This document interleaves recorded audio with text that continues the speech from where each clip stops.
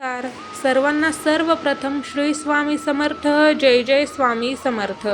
स्वामी भक्तांनो, तुम्हा सर्वांचे आपल्या श्री स्वामी समर्थ या चॅनलमध्ये सहर्ष असे मनापासून स्वागत.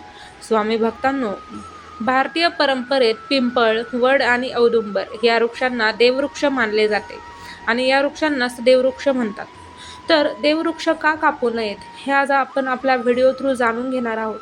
त्याचबरोबर जर देववृक्ष जर हे काढायचे असतील तर त्यासाठी शास्त्रोक्त पद्धतीने विधी कसा करायचा, त्याचबरोबर काय करायचं, त्याचबरोबर दोष लागू नये यासाठी दोष निवारणासाठी काय करायचं, हे आपण आपल्या या आजच्या व्हिडिओ थ्रू जाणून घेणार आहोत.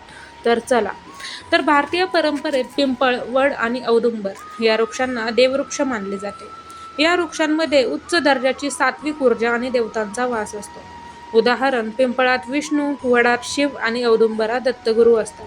त्यामुळे ही झाडे विनाकारण तोडणं खूप मोठे महापाप मानले जाते. परंतु स्वामी भक्तांनो, जर ही झाडे घराच्या भिंतीला तडे घालत असतील किंवा पाया कमकुवत करत असतील किंवा अशा काही ठिकाणी असतील ज्यामुळे अडचण निर्माण होत असेल तर ती काढणे अनिवार्य ठरते. तर अशा वेळी शास्त्रोक्त पद्धतीचा अवलंब केल्यास त्याचे नकारात्मक परिणाम म्हणजे जे दोष असतात तर ते दोष आपल्याला टाळता येऊ शकतात.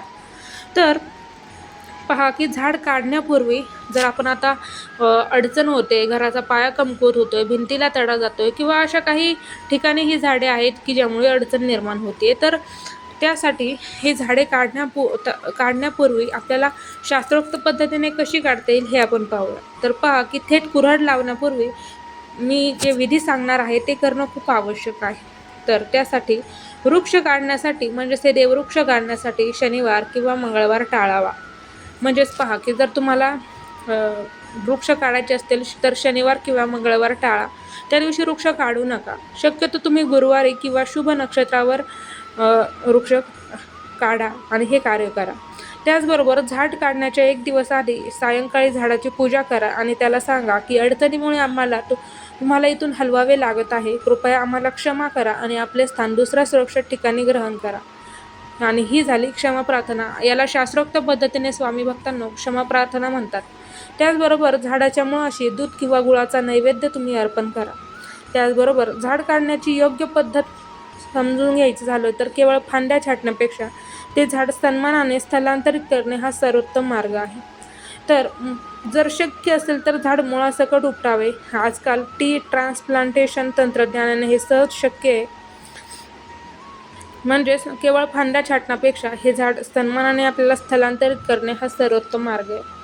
त्याचबरोबर ट्रान्सप्लांटेशन म्हणजेच तंत्रज्ञानाने हे सहज शक्य आहे. त्याचबरोबर काढलेले झाड एखाद्या मंदिर परिसरात, नदीकाठी किंवा मोकळ्या मैदानात नेऊन पुन्हा लावा. यामुळे तोडण्याचा दोष लागत नाही, उलट पुनरुज्जीवनाचे पुण्य मिळते. त्याचबरोबर जर झाड तोडणेच भाग असेल तर थेट मुख्य खोडावर घाव घालण्यापूर्वी फांद्या हळूहळू छाटाव्यात. त्याचबरोबर याचे शास्त्रोक्त परिणाम आणि दोष निवारणाबद्दल बोलायचं झालं तर जर ही झाडे चुकीच्या पद्धतीने किंवा अनादराने तोडली तर त्याचे काही परिणाम वास्तुशास्त्रात सांगितलेले आहेत. पहा की जर पिंपळ, वड त्याचबरोबर औदुंबर म्हणजे उंबर आपण ज्याला म्हणतो, तर ही देववृक्ष आहेत. जर ही आपण चुकीच्या पद्धतीने आणि अनादराने तोडली तर याचे वाईट परिणाम आपल्याला वास्तुशास्त्रात सांगितले आहेत.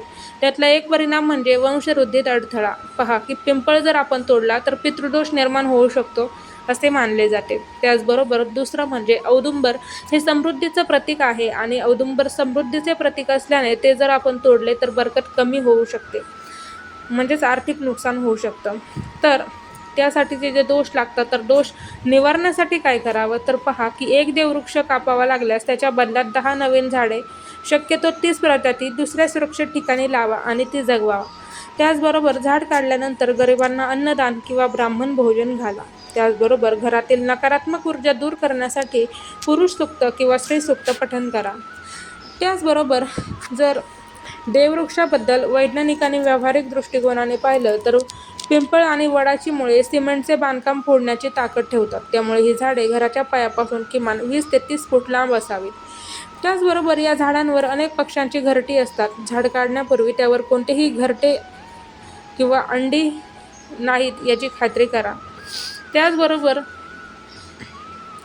शास्त्रोक्त विधीनुसार पाहायचं झालं तर कोणत्याही देववृक्षाचे म्हणजेच पिंपळ, वड, औदुंबर यांचे स्थलांतर किंवा विसर्जन करण्यापूर्वी वृक्ष उत्थापन विधी करणे अत्यंत आवश्यक असते. तर पहा की शास्त्रानुसार वृक्षांमध्ये जीव आणि देवता दोघांचा वास असतो. त्यामुळे त्यांना स्थानावरून हलवताना अनुमती घेणे म्हणजे उत्थापन होय. आणि पहा की उत्थापन विधी कसा करायचा ते पाहूयात. तर उत्थापन विधीची वेळ याबद्दल बोलायचं झालं तर सोमवार, बुधवार, गुरुवार किंवा शुक्रवार हे दिवस निवडा. त्याचबरोबर सूर्योदयानंतरच्या 2 तासाच्या आत म्हणजे सकाळची वेळ हा विधी करण्यासाठी अत्यंत उत्तम आहे. त्यासाठी आवश्यक साहित्य: हळद, कुंकू, अक्षता, गंध, चंदन, पांढरा सुती धागा, कच्चा सूत, पांढरा सुती धागा म्हणजेच कच्चा सूत, त्याचबरोबर दूध, पाणी आणि गूळ, अगरबत्ती, त्याचबरोबर शुद्ध तुपाचा दिवा, एक नारळ आणि दक्षिणा. आता ह्या विधीची पद्धत अशी आहे की झाडाच्या मुळाशी थोडी जागा स्वच्छ करून तिथे पाणी शिंपडावा. सर्वात आधी पहा की झाडाच्या मुळाशी थोडी जागा स्वच्छ करा आणि तिथे पाणी शिंपडा. त्यानंतर झाडाला गंध, अक्षता आणि फुले अर्पण करा. अगरबत्ती आणि दिवा ओवाळावा. त्याचबरोबर झाडाच्या खोडाला 7 वेळा पांढरा सुती धागा गुंडाळावा. हे करताना मनात प्रार्थना करावी. त्याचबरोबर झाडाच्या मुळाशी थोडे दूध आणि पाणी अर्पण करून अभिषेक करावा.